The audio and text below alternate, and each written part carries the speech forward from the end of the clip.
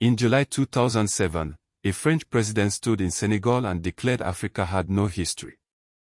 Today, a Ghanaian-Canadian artist answers with 100,000 Lego bricks.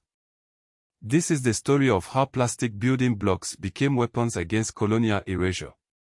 When Nicolas Sarkozy claimed the African man never entered history, he ignored the stone towers of Great Zimbabwe that predated European castles. He dismissed the gold-rich Ashanti Empire with its complex bureaucracy. But artist Ekau Nemoko picks up where textbooks fail. His Lego city masterbuilds reconstruct medieval Africa not as primitive villages, but as the futuristic metropolises they could have become. Imagine Kumasi, capital of the Ashanti Kingdom, not as colonial archives depict it, but as Kumasi Solar 3020 CE, a gleaming city where traditional Adinkra symbols merge with solar panel towers.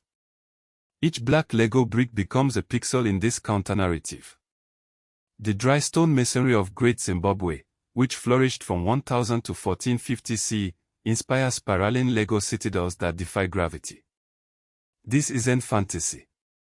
It's Afrofuturism, the radical idea that African history didn't end with colonization.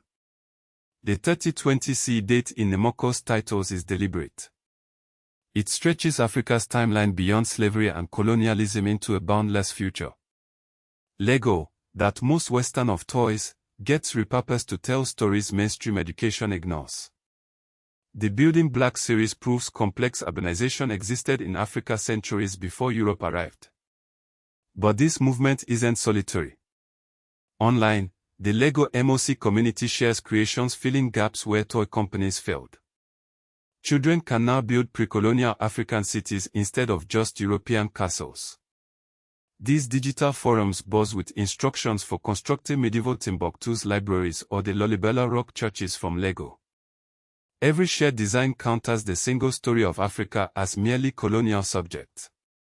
The bricks become metaphors, plastic fragments reassembled into wholeness, much like diaspora reconnecting with heritage.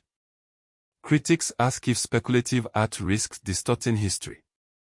Nemoko insists his work distinguishes between archaeological fact and imaginative projection. The actual Great Zimbabwe ruins remain sacred. His Lego version asks what if those stone walls kept rising? What if African civilizations developed uninterrupted?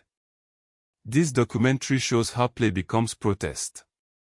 How a child's story rebuilds what colonialism tried to erase. How 3020 CE isn't science fiction, but a promise. Africa's history isn't behind it. The future is being built, one brick at a time.